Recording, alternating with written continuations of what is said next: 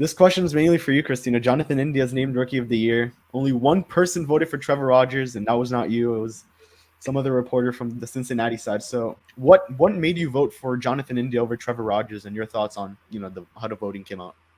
Right. So this was a decision, and I didn't make spur of the moment. I spent quite a bit of time going back and forth with it. I saw Trevor make all of his starts. I didn't have that benefit with India, but there was a couple of things that I think stood out from the broadcast that I think kind of, whether it was the way I voted or how the other voters voted, and one of them is obviously there's the recency bias, which there's no secret to how Trevor's second half went. Unfortunately, he had to step away for a month. He also had that back spasm that kept him out of start. But even before then, before the All-Star game, if you look back, he went, I believe it was June 15th, was his last time going into the pitching 6 innings, having a quality start. His last 11 starts, he was a 3.86 ERA. But not just that, you can't set aside how important it is to go 150 games out of 162 that Jonathan India did.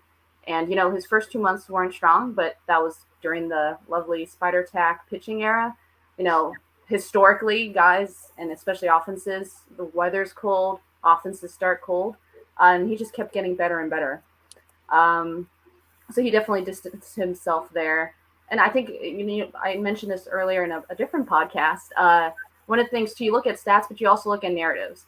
And obviously, Trevor was always going to be difficult for a pitcher this year because you had a 2020 uncharacteristic season where he was going to be on an innings limit. He didn't end up reaching it because he was away. But, whether it was not being as efficient as his, season went on, it wasn't even a matter of him, like they were monitoring. Like he just, was throwing too many pitches early in starts and stuff. But within India, he wasn't even in big league camp for the Reds, like to start it. He had never played at all in the big league. So that's something that's very interesting as well. If you look at his splits, you think, oh, Great American Ballpark, blah, blah, blah. He actually had better road numbers. Obviously, I think the NL Central, lends itself obviously to hitting this. So I took into account various things. It wasn't a decision I made lightly. And, I've had the benefit of getting to talk with Trevor's family before. Trevor's a great guy, but that's not something that's going to make me affect voting for him when, like I said, I spoke to him last week for a different story, and he brought it up himself saying that, hey, if, I wouldn't be surprised, being away a month if that plays a factor into the race. And as he told me, and as everyone should think, family is more important than baseball.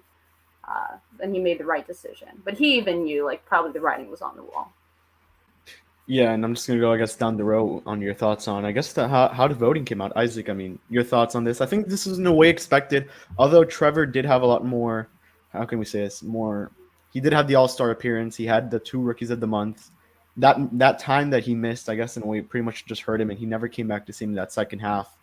Your thoughts on Trevor Rogers coming in second, and I think we'll just move on after because I think in a way we'll all have the same answer. Yeah, no, I'll keep it pretty brief. I'm with Christina in the fact that he just failed to go deep into games when he did come back, and even when he was pitching really well, maybe after April, he just wasn't going 7-8 innings every time the way other guys in the rotation were, like Sandy. So I think that went against him as well. But knowing that, looking at how many innings he pitched 133 innings. That's more than I would have thought to the naked eye. He did pitch more than I thought, and with sort of significant less amount of playing time than India, he actually had a higher wins above replacement than India. So that was one thing that went in his favor, and also just that he had a higher ERA plus compared to India's OPS plus, which I don't know if you can really correlate the two, but that's just something to consider. But overall, they definitely got the writers got the vote right. I would like to see Rogers maybe get 2 or 3 more first place votes and maybe a few more second place, but overall, it went correct, I think. And just wrap it. I want to that's I think the interesting thing is maybe the people that didn't put him second because it was clearly him or India. Right. I was having trouble with my third place vote, and then I kind of went not unconventional, but I thought Tyler Stevenson, and I guess the way the Reds have already gone with this offseason kind of made my choice interesting. Was they already traded away Tucker Barnhart because they have so much faith in Stevenson, as a defensive and offensive catcher.